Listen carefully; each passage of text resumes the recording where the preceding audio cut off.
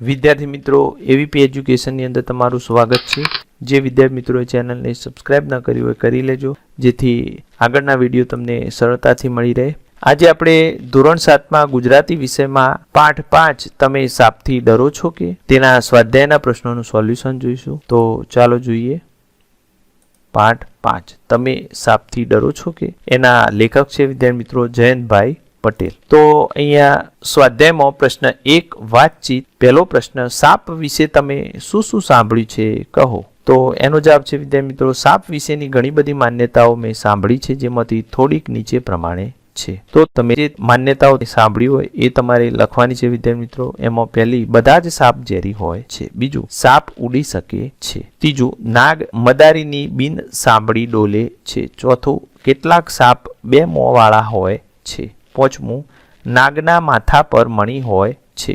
છઠ્ઠું, સાપ 100 ફૂટથી વધુ લાંબો હોય છે। સાતમું, ઘણા સાપ 100 વર્ષથી વધુ ઉંમરવાળા હોય છે અને આવા સાપને મૂછો હોય છે। આઠમું, સાપનું ઝેર તેના લોહીમાં રહેલું હોય છે। નવમું, સાપને મારી નાખો તો નરને મારતા માદા અને માદાને મારતા નર બદલો લે છે। 10મું, સાપની કાંચળી તિજોરીમાં રાખવાથી પૈસા ઘરમાં આવે છે। 11મું, સાપ ખજાનાની ચોકી કરે છે। 12મું, કેટલાક સાપના પડસાયાથી મનુષ્ય આંધળો બની જાય છે। 13મું, સાપ વર્ષો સુધી ભૂખ્યો કે ખાધ્યા પીધા વગર રહી શકે છે। 14મું, મંત્ર વિદ્યાથી સાપને બોલાવી સાપ પાસે મદારીઓ ઝેર ચૂસાવે છે। એના પછી બીજો પ્રશ્ન, તમે સાપ ક્યાં ક્યાં જોયો છે? તો જવાબ, મેં પ્રાણી સંગ્રહાલયમાં કાચની કેબિનોમાં પુરાયેલા ઘણા સાપ જોયા છે, પરંતુ ખુલ્લામાં સાપને મેં એકવાર મારા ખેતરમાં જોયો હતો। તમે વિદ્યાર્થી મિત્રો જ્યાં પણ જોયો હોય ત્યાં તમારે લખવાનું છે। ત્રીજો પ્રશ્ન, તમારા ઘરમાં અચાનક સાપ આવી ચડે તો તમે શું કરો? તો જવાબ છે, મારા ઘરમાં અચાનક સાપ આવી ચડે તો સૌ પ્રથમ પરિવારના બધા સદસ્યોને હું સાપથી સુરક્ષિત અંતર રાખવાનું જણાવું। ત્યારબાદ અનુભવી વ્યક્તિ કે સાપ પકડનાર સંસ્થાનો સંપર્ક કરી સાપને પકડીને તેના રહેઠાણ જેવા કે અવાવરૂ જગ્યા કે જંગલમાં પાછો છોડી આવવાની વ્યવસ્થા કરવા જણાવું। એના પછી ચોથો પ્રશ્ન, કોઈને સાપ કરડે તો શું કરવું જોઈએ? જવાબ, જ્યારે કોઈને સાપ કરડે ત્યારે અંગ પર તેના કરડ્યાની ઉપરની બાજુ સખત રીતે મજબૂત દોરી અથવા કપડું બાંધી દેવું જોઈએ કે જેથી જો સાપ ઝેરી હોય તો તેનું ઝેર આખા શરીરમાં ન ફેલાય। પછી તેને નજીકની હોસ્પિટલમાં લઈ જઈને સારવાર અપાવવી જોઈએ। જો સાપ ઝેરી હોય તો તેને ઝેર વિરોધી રસી અપાવવી જોઈએ। 5મું, નાગપાંચમે શું શું કરવામાં આવે છે? તો જવાબ, નાગપાંચમે ઘરની સ્ત્રી દ્વારા નાગ દેવતાનું વ્રત રાખવામાં આવે છે। આ વ્રતમાં સવારે નાહી ધોઈને પાણીયારે કંકુથી નાગ આળેખવામાં આવે છે। તેને ધૂપ દીપ નારિયેળનો પ્રસાદ અને કુલેરનું નૈવેદ્ય ધરાવવામાં આવે છે। જે સ્ત્રીએ વ્રત કર્યું હોય તે સ્ત્રી આગળના દિવસે બનાવેલ બાજરીનો રોટલો દિવસમાં 1 ટંકે જમે છે। બાકીનો દિવસ ઉપવાસ કરે છે। નાગપંચમની વ્રત કથાનું શ્રવણ કથન કરે છે। એના પછી છઠ્ઠો પ્રશ્ન, ઉપવાસ અને વ્રતમાં શું ફેર છે? તો એનો જવાબ, નિયમ તરીકે 24 કલાક કે એનાથી વધુ સમય માટે ખોરાક ન લેવાની ક્રિયાને ઉપવાસ કહે છે। વ્રત એટલે નિયમ લઈને આચરવામાં આવતી સંયમાત્મક ધાર્મિક ક્રિયા। એના પછી પ્રશ્ન 2, પાઠની શરૂઆતની 10 લીટી ધ્યાનથી વાંચો, પછી ઘટનાની સામે સોનલે શું કર્યું તે જોડો। તો અહીંયા ઘટના આપેલી છે અને અહીંયા સોનલની ક્રિયા। તો પહેલી ઘટના છે, ભાભી પાણિયારા પર નાગનું ચિત્ર આળેખતા હતા। તો એનો અહીંયા સોનલની ક્રિયા બીજા નંબરે આપેલી છે। સોનલને અચરજ થયું। બીજું, તું ત્યાં ઊભી રહે અને ધ્યાનથી જો। તો એ સોનલની ક્રિયા ચોથા નંબરની છે। સોનલ પાણિયારા પાસે પાછી ગઈ। ત્રીજું, કુલેરનું નૈવેદ્ય ધર્યું હતું। તો એ ક્રિયા પહેલી છે, સોનલના મોંમાં પાણી આવ્યું। ચોથું, ભાભી ગઈકાલનો બનાવેલો રોટલો આજે એકવાર ખાશે। તો એ ક્રિયા એમ શું કરવા કરતો હશે તેવો પ્રશ્ન થયો। પ્રશ્ન 3, સોના આવું કોને પૂછે કહે છે એ તમારે જણાવવાનું છે। તો એમાં પહેલું, ભાભી આજે પાણિયારા પર નાગ કેમ આળેખે છે? તો એવું તે તેની બાને પૂછે છે। બીજું, ભાભી નાગને બદલે ઉંદરનું ચિત્ર આળેખે તો શું થાય તેની ભાઈને પૂછે છે, તેના ભાઈને. ત્રીજું, મને તો નાગની વાતો સાંભળીને બહુ બીક લાગે છે, તો તેની ભાઈને પૂછે છે. ચોથું, તો મદારીની મોરલીએ સાપ ડોલે છે એ વાત ખોટી, તો તેની ભાઈને પૂછે છે. તો સોના આવું, તેની ભાઈને પૂછે છે. પ્રશ્ન 4, જોડીમાં ચર્ચા કરો અને નીચેના વિધાનો પૈકી જે વિધાનોમાં સાપ વિશેની હકીકત રજૂ થઈ હોય તો હા અને સાપ વિશેની પ્રવૃત્તિ ખોટી માન્યતા રજૂ થઈ હોય તો ના લખો. તેમાં પહેલું, સાપ દૂધ પીએ છે, તો એમાં વિદ્યાર્થી મિત્રો આપણે હા પણ કહી શકીએ છીએ અને ના પણ કહી શકીએ છીએ. બીજું, સાપને 2 જીભ હોય છે, તો જવાબ છે ના. ત્રીજું, નાગનો મણી બહુ કિંમતી હોય છે, તો ના. સાપ ગરડો થાય ત્યારે તેને મૂછ ફૂટે છે, તો ના. પાંચમું, સાપ પૂરેપૂરી કાંસળી ઉતારી ન શકે તો માંદો પડી જાય, તો હા. છઠ્ઠું, બધા સાપ ઝેરી હોતા નથી, તો હા. સાતમું, સાપ બહુ દૂર જોઈ શકે છે, તો ના. આઠમું, સાપને કાન હોતા નથી, તો હા. એના પછી પ્રશ્ન 5, ઉદાહરણ વાંચો, સમજો અને આવા બીજા વાક્યો અને તેનો અર્થ લખો. તો અહીંયા ઉદાહરણ આપેલું છે, બધા સાપ ક્યાં ઝેરી હોય છે. ઉદ્ગાર વાક્ય આપેલું છે, એનો અર્થ બધા સાપ ઝેરી હોતા નથી. તો એવા ઉદ્ગાર વાક્ય આપણે લખીએ કે બધા છોકરા ક્યાં તોફાની હોય છે, તો એનો અર્થ બધા છોકરા તોફાની હોતા નથી. બીજું, બધા દિવસો ક્યાં સારા હોય છે, એનો અર્થ થાય બધા દિવસો સારા હોતા નથી, ક્યાંક દુઃખ પણ હોય.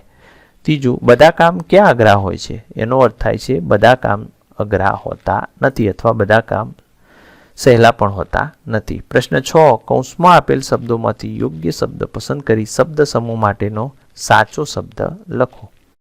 તો અહીંયા કૌંસમાં આપેલા શબ્દો પરથી આપણે શોધવાનું છે કે ભાભી આજ પાણિયારા પર ખાલી જગ્યા એટલે નાગનું ચિત્ર આરેખતા હતા.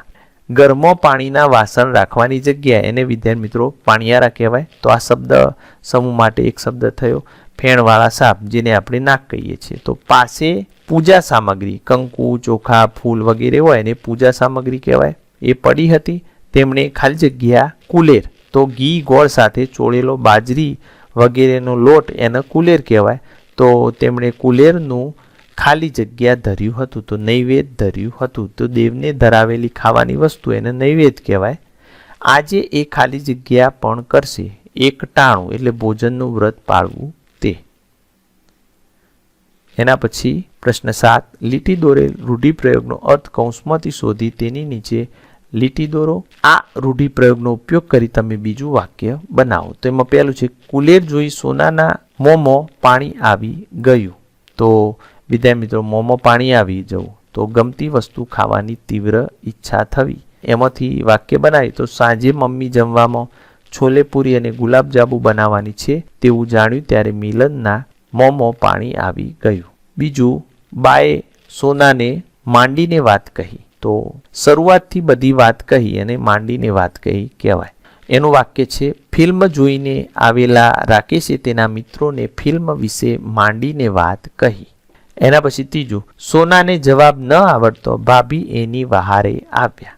તો વાતમાં સુર પુરાવે મદદે આવ્યા, સાથે રહ્યા. તો એમાં આવશે મદદે આવ્યા. એનું વાક્ય પ્રયોગ, સપનાને ગણિતના દાખલા આવડતા ન હોવાથી તેનું ગૃહ કાર્ય કરવા માટે પપ્પા તેની વહારે આવ્યા. બરોબર. એના પછી પ્રશ્ન 8, સાપને લગતી કોઈ પણ 3 કહેવતો શોધો અને તેના અર્થ લખો. તો એમાં ઉદાહરણ તરીકે આપણને કહ્યું છે કે સાપ કાઢતો ગો પેઠી, એક મુશ્કેલી દૂર કરતો બીજી મુશ્કેલી આવી. તો અહીંયા પહેલી કહેવત છે કે સાપ મરે અને લાકડી તૂટે નહીં, તો એનો અર્થ છે નુકસાન વગર કામ થઈ જાય. બીજું, સંગ્રહ્યો સાપ પણ કામનો, તો એનો અર્થ થાય સાચવીને રાખેલી નજીવી વસ્તુ પણ ઉપયોગી થાય. ત્રીજું, સાપ ગયાને લીસોટા રહ્યા, તો સમયની સાથે વૈભવ જવો અને યાદો રહેવી. ચોથું, સાપને ઘેર પરોણો સાપ, તો એનો જવાબ છે દુર્જનો સાથે દુર્જનોનો મેળાપ થવો. પાંચમું, સાપના દરમાં હાથ નાખવો, તો જાણી જોઈને મુશ્કેલી નોતરવી. બરોબર.